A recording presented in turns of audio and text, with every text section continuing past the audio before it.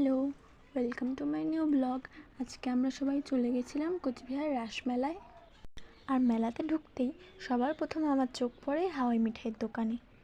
ছোট্টবেলা থেকেই মেলা মানে আমার কাছে হাওয়াই মিঠাই, জিলেপি আর এই বেলুনগুলো একটা না নিলে আমি মেলা থেকে ফিরতামই না। তারপর একটা খেলনার দোকানে আমি চাবির রিংগুলো দেখতে পাই। কি সুন্দর কিউট চাবির রিংগুলো, কি সুন্দর ফেস এক্সপ্রেশন চেঞ্জ হচ্ছিলো এগুলোর।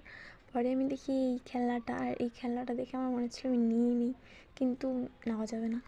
চাবির রিংগুলো এত কিউট ছিল, মনে হচ্ছিলো যে সবকটাই নিয়ে নিই।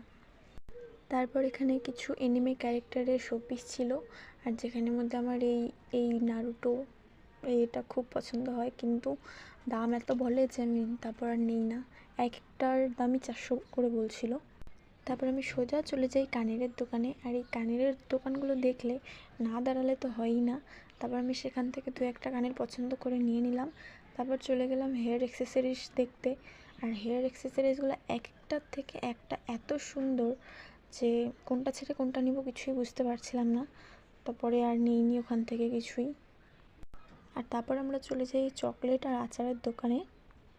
আর আচারের দোকানের দাদাটা এত ভালো ছিল যে ওখানে যত আচার ছিল সব কটা আচার আমাকে টেস্ট করতে দিয়েছিল।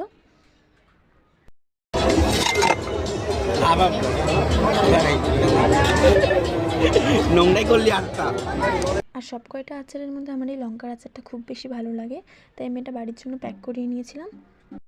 আর এখানে দেখো এরা চকলেট নিয়ে কীরকম কাড়াকাড়ি করে খাচ্ছিল। আর প্রতিবারই রাসমেলায় এরকম 100-200 টাকা সোয়েটারের দোকান বসে। এগুলো সোয়েটার দূর থেকে দেখতে তো খুবই সুন্দর হয়, কিন্তু সামনে গিয়ে যখনই দেখি তখনই কিছু না কিছু ডিসপুট এগুলোতে বেরিয়েই যায়। আর এবার রাসমেলার বিশেষ আকর্ষণ ছিল জলপুরি, কিন্তু আমি আর জলপুরি দেখতে ভিতরে যাইনি, কারণ সেগুলো মানুষই ছিল জলপুরি সেজে, তাই। তারপর আমি চলে যাই সুনামি রাইড করতে, আর স্টার্টিং আমি খুবই এক্সাইটেড ছিলাম।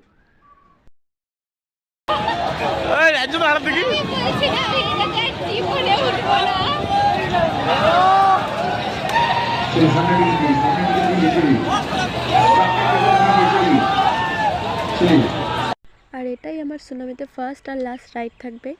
এরপর আমি কোনোদিনও এটাতে আর উঠবো না। সত্যি খুবই বাজে এক্সপিরিয়েন্স ছিল আমার, পুরো একদম শরীর একদম পুরো নড়ে গিয়েছিল সত্যিকারে। আর এরা এখানে মাথা ঘুরে ঘুরে এক একজন বসে বসে ছিল। তারপর সেখান থেকে নেমে আমাদের খুব খিদে পায়, তো আমরা সবাই এগরোল খেয়ে নিয়েছিলাম। আর এই ভিডিওতে আমি 2 দিন ভয়েসটা দেই আর কি। একদিন আমার শরীরটা ভালো ছিল, তো আধাটাতে ভালো ভয়েস গিয়েছে, আর এখন আমার শরীর খারাপ, মানে ঠান্ডা লেগে গেছে, তো গলাটা অন্যরকম লাগছে, হয়তো একটু কোঅপারেট করে নিও তাই। আর আমি তো সুনামি থেকে নেমে পুরো ঠিকঠাকই ছিলাম, কিন্তু বাকিদের অবস্থা দেখে